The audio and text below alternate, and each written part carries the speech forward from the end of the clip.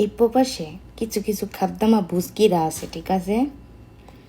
কেননা আমরা নিয়ে যদি রোস্টিং না করে ওদের পেটের ভাত হজম হয় না, ঠিক আছে?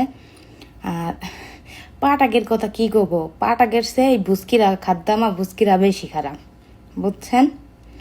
কেননা আমার দিয়ে যদি স্ক্রিনে না উঠে তাহলে তো ওদের ভিউ হইতো না, আর ভিউ না হইলে ওদের টাকাও আসতো না, আর টাকা না আসলে ওই খাদ্দামার বুস্কিগের সংসারও থাকতো না, ঠিক আছে?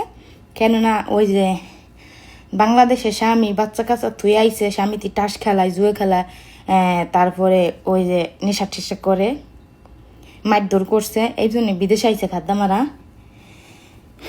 বিদেশে আইসে কী করবি, বিদেশে আইসে তো ওই যে খাদ্দামার কাজ করে তো 5-10 হাজার ঠাই তো ওদের ফ্যামিলি চলতো না।